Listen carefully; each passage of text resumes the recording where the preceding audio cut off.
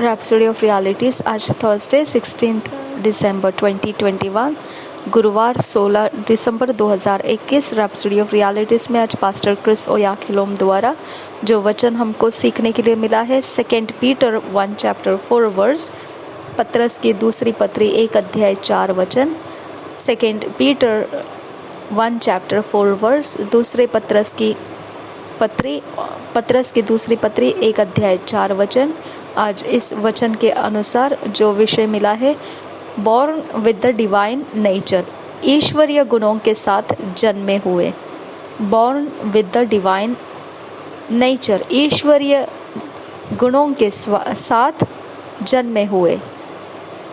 हम pastor Chris ओयाखिलोम द्वारा ये वचन हमको सिखाया जा रहा है। हम वचन को पढ़ेंगे।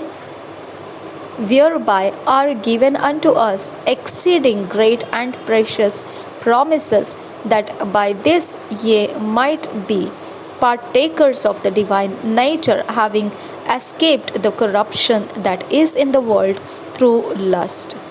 और एक बार पढ़ेंगे 2 Peter 1 chapter 4 verse.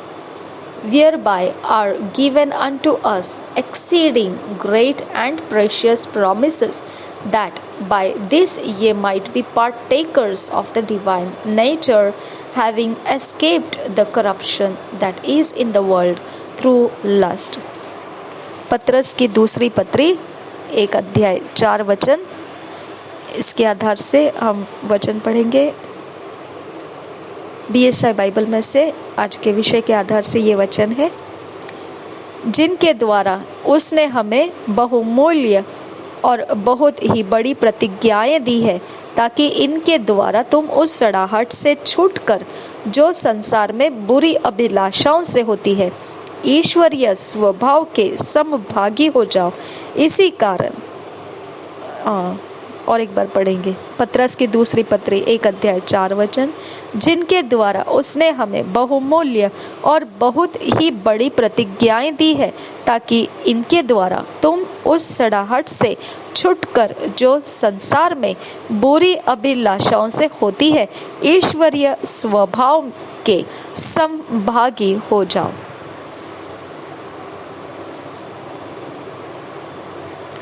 Pastor Chris ओयाखिलोम हमको सिखाते हैं ये वचन के आधार से ये विषय, being partakers of the divine nature means we are associates of the god kind.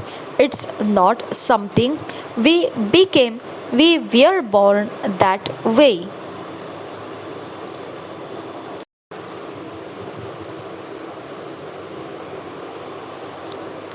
हम जब भागीदारी में आते हैं ईश्वरीय स्वभाव के, तो इसका मतलब क्या बनता है कि हम सहयोगी हैं परमेश्वर के जनों के साथ।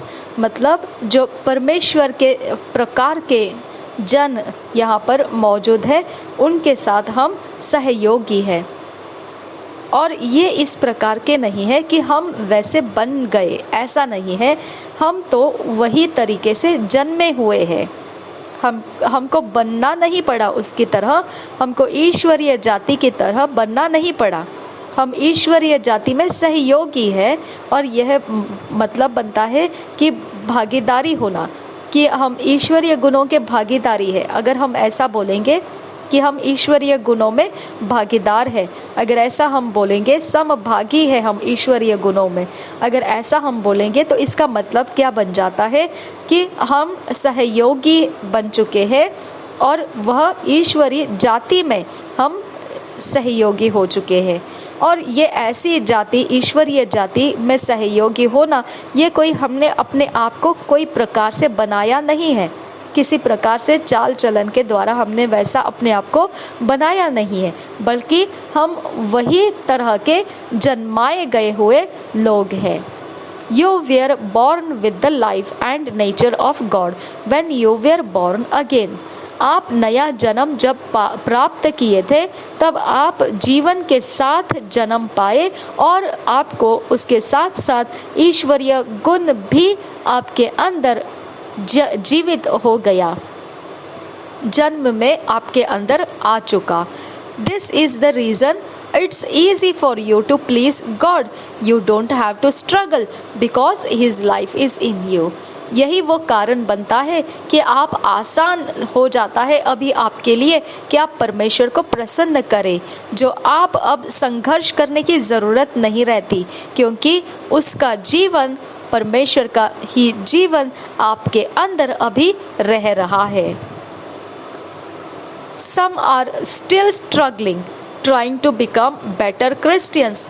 That's because they have not understood Christianity and the true gospel of Jesus Christ. कुछ अभी भी ऐसे हैं कि संघर्ष किए जा रहे हैं कि एक बहुत बेहतरीन मसीही बन जाए।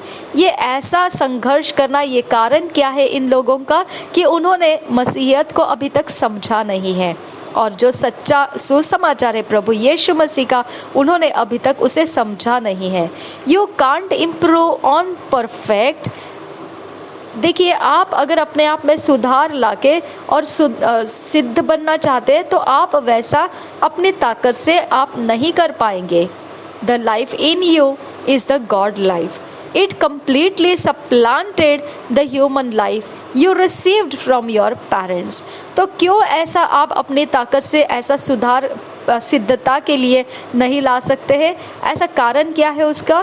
क्योंकि आपके अंदर जो जीवन अभी मौजूद है वो ईश्वरीय जीवन है, और वह तो आपके अंदर का जो मनुष्य जीवन था, जो अपरिपक्व था और बिना सिद्ध किया हुआ और जिसको सुधार लाने की मेहनत उठानी पड़ती थी, वह ईश्वरीय जीवन को उखाड़ दिया गया है, और वहाँ पर अभी वो मनुष्य जीवन को उखाड़ दिया गया है और अभी वहाँ पर ईश्वरीय जीवन को रोपा गया है।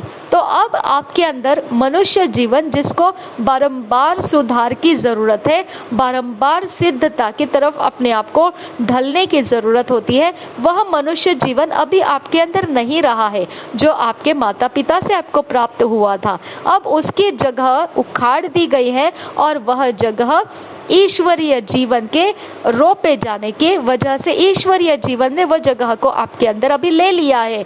तो फिर अब आपके अंदर जो जीवन जी रहे हो आप, यह मनुष्य जीवन नहीं जी रहे हो, ईश्वरीय जीवन आप उसके अंदर जी रहे हो, और वह संपूर्णता से जो मनुष्य जीवन है उखाड़ दिया गया है। तो आपको उसके लिए कोई मेहनत करने की अभी ज़रूरत नहीं है। अब उसके अनुसार आपके अंदर कोई सुधार और सिद्धता का पीछा करने की ज़रूरत नहीं है। अभी आपके अंदर जो है वो ईश्वरीय जीवन ही सब कुछ अपने आप उपजता रहेगा। Just as there was nothing more for you to do to become more human after you were born of your parents, there is nothing more required after you are born again for you to be a partaker of the divine nature. तो आप एक उदाहरण के तौर पर ऐसा देख सकते हैं, जब आप अपने माता पिता के द्वारा जन्म पाए एक मनुष्य होने के लिए, फिर आपको और कुछ करना नहीं पड़ा था। केवल आपके माता पिता के गर्भ में से आपने जन्म पाया, यही आपको मनुष्य घोषित कर देने में काफ़ी हो गया। इसके बाद फिर आपको और कुछ करना नहीं पड़ता है कि आप मनुष्य है ये बताने के लिए। और फिर यहाँ पर ऐसे ही है, जब आप समभागी बोले गए हैं ईश्वरीय स्वभाव में, तो आप वही ईश्वरीय जीवन के अंदर जन्म पाए हैं, जिसके अंदर का स्वभाव जो है वो हमारे ईश्वरीय जीवन के अंदर से ही पैदाइशी हमको मिल जाता है। और ये ईश्वरीय जीवन की पैदाइशी, परमेश्वर के जीवन की पैदाइशी हम में हो चुकी है। और यही कारण है कि अब हमारे माता पिता ने जो हमको जन्म में लाया और जो जीवन हम में रह रहा था वो मनुष्य जीवन था, और वो मनुष्य जीवन अब हमारे अंदर उखाड़ दिया गया है। उस जगह में ईश्वरीय जीवन की रोपना हो चुका है, और वही अब जैसा मनुष्य जीवन के काम मनुष्य जीवन के आधार से हो रहा था, वो उपज रहा था, वैसे ही अब ईश्वरीय जीवन रोपा गया है। तो ईश्वरीय जीवन का काम,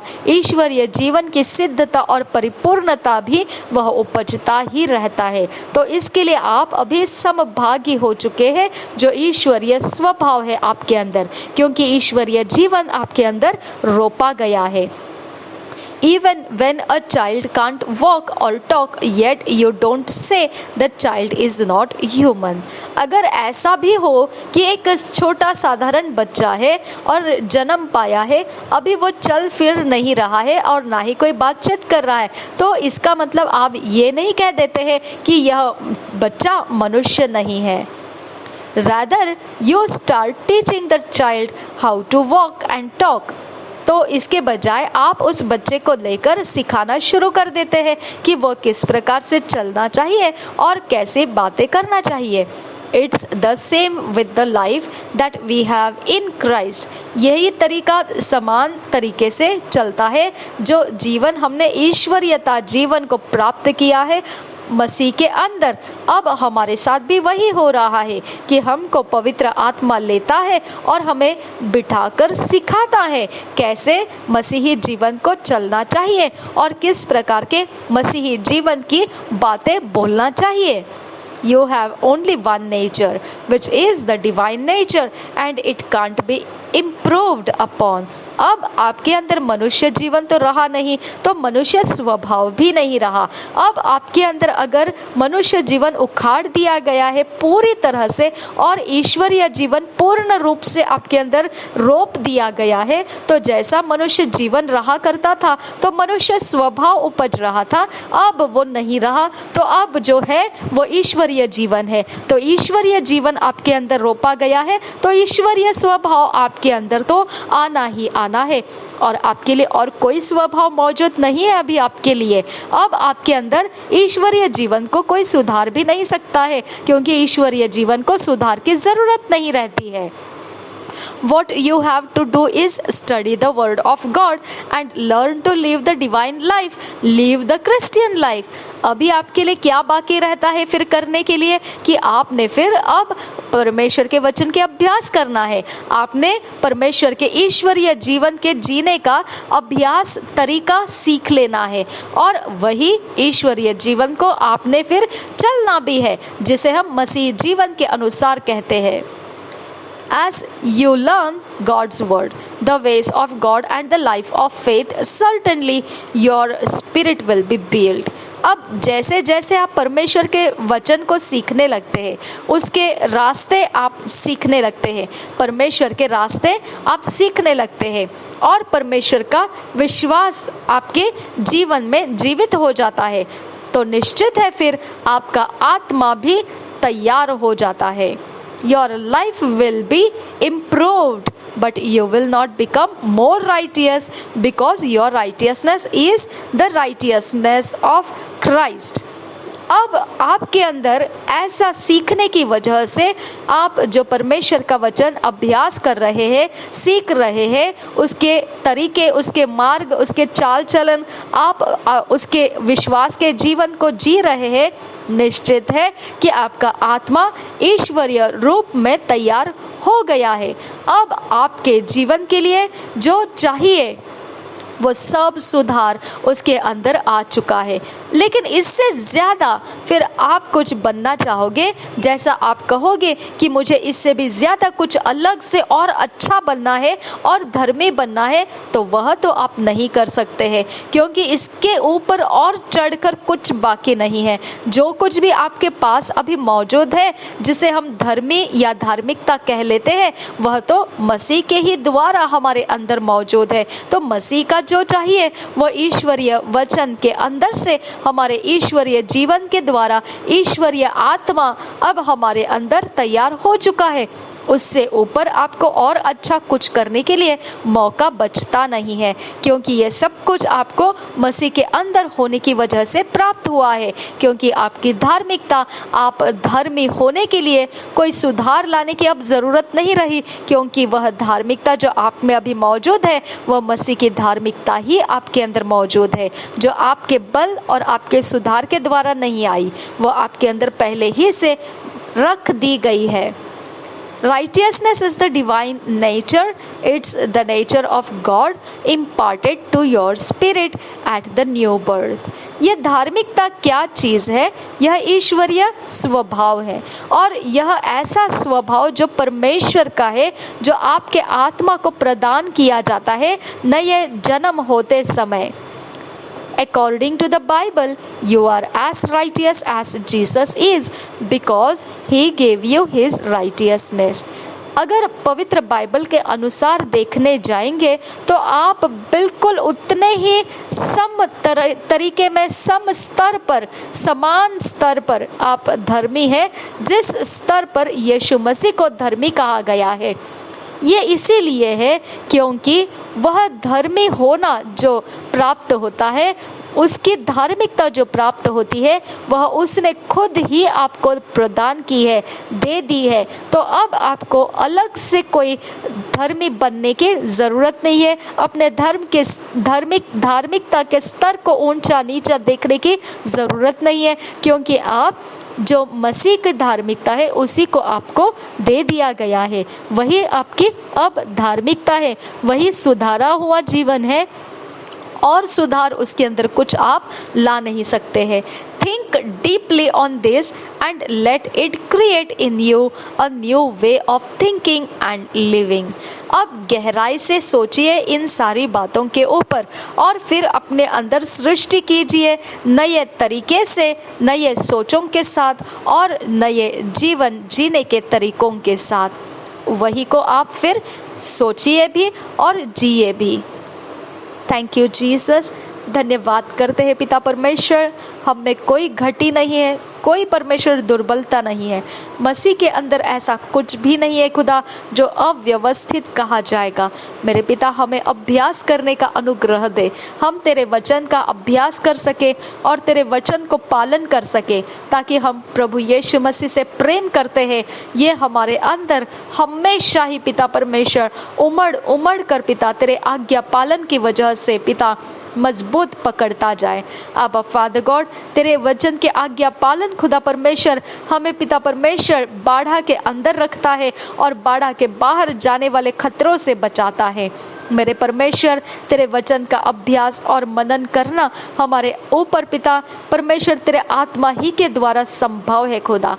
मेरे पिता आबा फादर, हम आपसे विनती करते हैं, आपके अनुग्रह का आत्मा उंडेल दो हमारे अंदर, ताकि हम तेरे वचन को सीखे, तेरे जीवन के तरीके सीखे और वही वचन के तरीके और जीवन को हम जी सके और विश्वास भरा हुआ जीवन का हम इस्तेमाल कर सके हमारे जीवन के अंदर और तेरे नाम को महिमा दे सके। मेरे परमेश्वर, हम विनती करते हैं, हम पिता अपने खुद के ख्यालों में से आज़ाद हो जाए जो हमको पिता परमेश्वर इस प्रकार से घेरता है कि हम पिता अपने आप को कुछ अलग से समझने लगते हैं। वो सारी बातों में से हमको आज़ाद कर खुदा, हमको यीशु मसीह में अपने आप को देखने के लिए सिखा, हमें यीशु मसीह के अधीन रहकर अपने आप के विषय में सोचना सीखा, हमें परमेश्वर के गुणों में, हमें परमेश्वर के स्वभाव में देखना सिखा।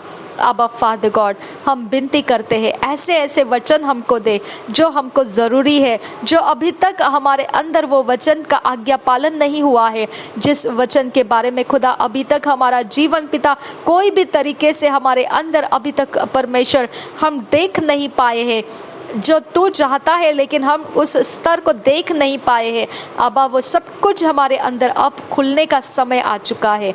अब हमारा पिता परमेश्वर फलना फूलना फैलना परमेश्वर संभव कर दे। नासरी यीशु के नाम में विनती करते हैं, सुन और कबूल कर पिता। आमीन आमीन आमीन।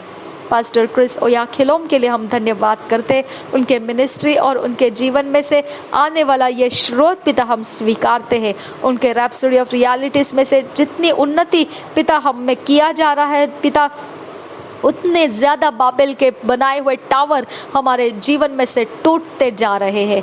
मेरे खुदा, हर कन्फ्यूजन, हर गड़बड़ी के आत्मा हमारे जीवन को छोड़ चुके हैं और सीधाई और खराई ने हमको पिता ओवरटेक कर लिया है। हम धन्यवाद करते हैं पिता, ये सारे मंजिल में पहुंचना खुदा तेरे ही कारण संभव हुआ। जो अनुग्रह तूने रैप्सोडी ऑफ रियलिटीज़ के कामों के ऊपर रखा है, हम उसे ब्लेस करते हैं और हमारे द्वारा परमेश्वर तेरी मसीहियतता लाभदायी होने के लिए पिता हम विनती करते हैं। नासरी यीशु के नाम में मांगते हैं पिता, सुन और कबूल कर। आमीन आमीन आमीन। Thank you father God.